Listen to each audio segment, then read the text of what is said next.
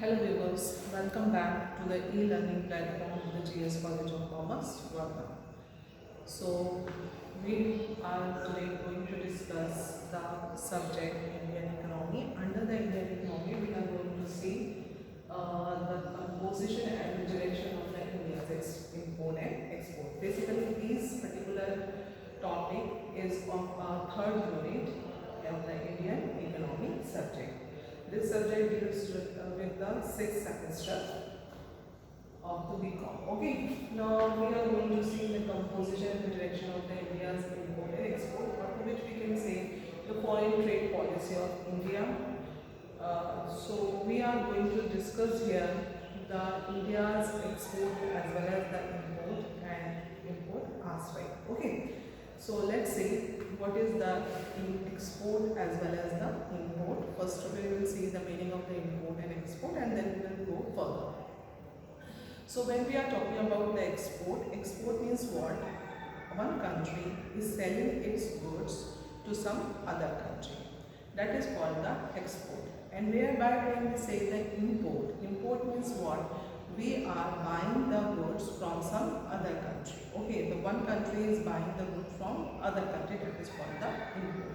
So if we are talking about the export and import, these import or export is not a new thing. Okay, from centuries, the export and import activities are taken place. Okay, the Britishers came to India for the sake of the trade, for buying the different goods from India, the silk as well as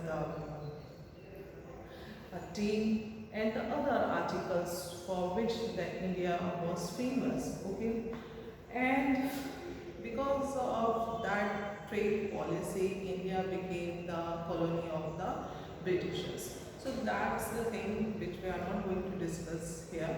But what is the purpose of telling this thing is that the import as well as export or the trade policy is not a new thing for any country. These activities are taken place since centuries. Okay. So now we are going to discuss the India's import and export, and that is after independence. Okay. If we are going to discuss the India's import and export before independence, so basically India was one of the colony of the Britishers. Okay. So basically India used to export the raw material to UK, and then India used to import the finished goods from the UK. Okay, that was the primary thing, that was the thing which was taken place before independence. Okay, so India's basically the exempt policy was before independence there was not such any exempt policy of India. Exempt policy, that is the export or import policy. Okay.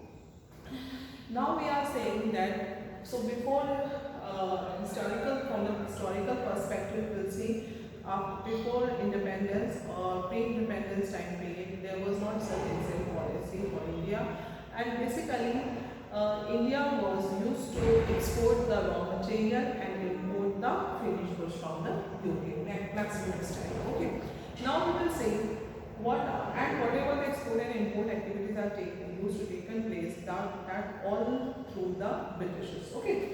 Now we will see it after the independence. After independence, basically India used to import many goods which are of the capital goods, because when India was independent, at that time India was one of the underdeveloped country, and for the development sake, for the need of developing the infrastructure, there was a need to buy the capital goods, and with the help of the capital goods, the infrastructure need to be developed. Okay, and for that purpose, basically India used to import many of the capital goods from the foreign countries. Okay.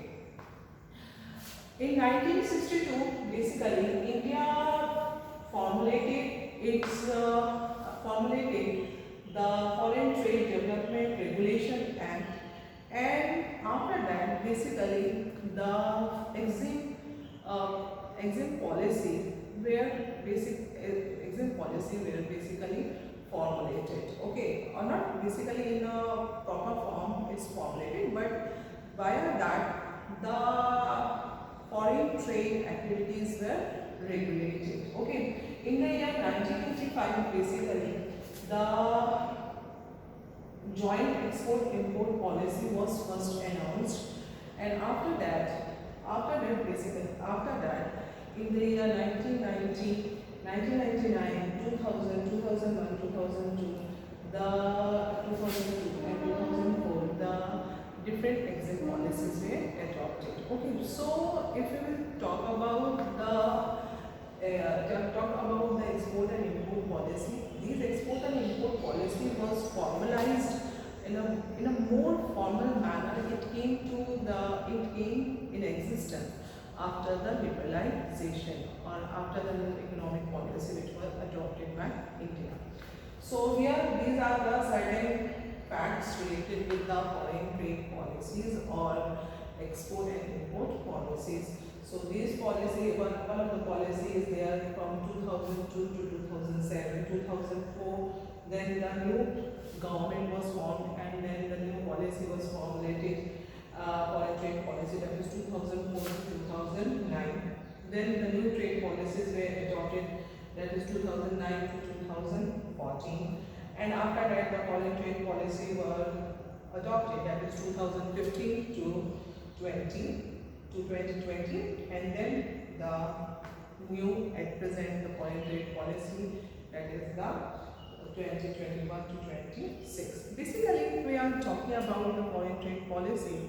This foreign trade policy or the exit policy basically has basically defines the India's export as well as import, the restrictions as well as the concessions which are granted. All these are mentioned in the export and import policy. Every year this is revised. Basically the policy is formulated for the 5 years, but every year this policy is revised in the March, and the new policy is implemented from the April. Okay, so this is the overall case of the export and import policy, and we are not going to discuss these policies in detail, but these are the fundamental things which we should know under this particular chapter, that is composition and direction of the import and export. Okay, so now we are going to see the India's export as well as import. What are the articles which are exported by India and what are the articles which are imported by India? Similarly, what is the contribution of export and import in the total export and import of the world? Okay, so if we will see these aspects under the heading, that is the modern trends of the India's foreign trade. They are the size and the volume of foreign trade. Okay, what is the actual size of the foreign trade of India? Similarly, the composition, whereby we are going to see what are the articles or what are the items which are exported from India and what are the items which are imported by India. Similarly, the directions of the foreign trade. Okay, in which countries we are going to actually export the goods and import the goods from which countries. Okay, so under these headings we are going to discuss our chapter, that is the composition and the direction of India's export and import. This we will see in the next video lecture. Thank you.